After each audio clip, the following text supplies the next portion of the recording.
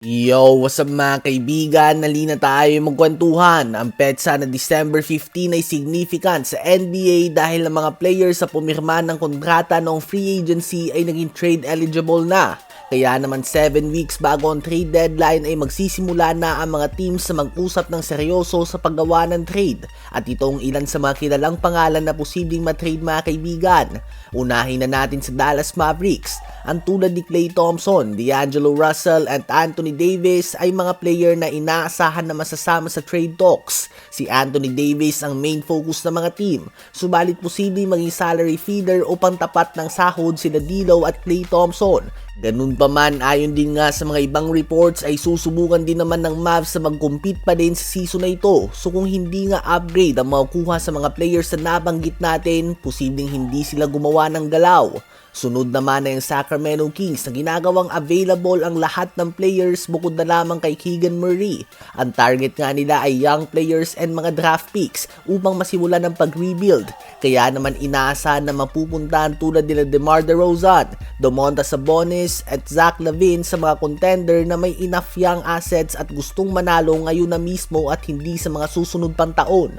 Isa pa ay si Giannis Antetokounmpo. Madaming team ang nakapila sa kanya. Plano pa din nga ng Bucks sa gumawa ng galaw upang mahikayat si Giannis na manatili sa kanilang team. Subalit things are not looking good. Ang kanilang record ay hindi nga maganda para sa mata ng isang player na gustong magkampiyon tulad ni Giannis. Si Jimmy Butler ay mainit din nga sa trade rumors dahil sa hindi magandang performance ng Golden State Warriors lately, kahit na maganda naman ang nilalaro ni Steph Curry. Samahan pa ito ng sahod niya na 54 million ngayong season. Si Butler nga isang player na posibleng matrade din.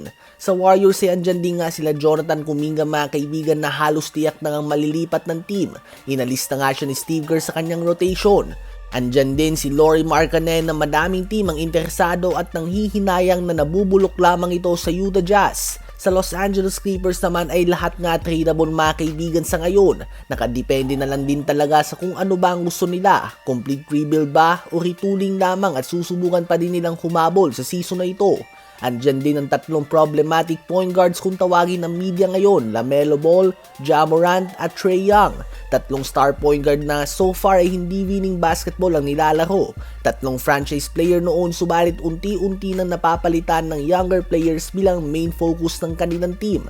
Mataas ang mga talent level nila subalit dahil sa attitude at iba pang ganap sa labas ng basketball ay bumabagsak nga ang kanilang value. Posible din nga silang matrade mga kaibigan. Obviously si Zion Williamson na mukhang bilang na lamang ang araw sa New Orleans Pelicans na hawak ang worst record sa buong West ngayon. Ang former number 1 pick nga ay hindi pa din nakakaabot sa playoffs at inuulan pa din nga siya ng mga injuries. Kaya naman handa na nga mag-move on ang Pelicans sa kanya bilang kanilang franchise player. Ano ba masasabi nyo tungkol dito?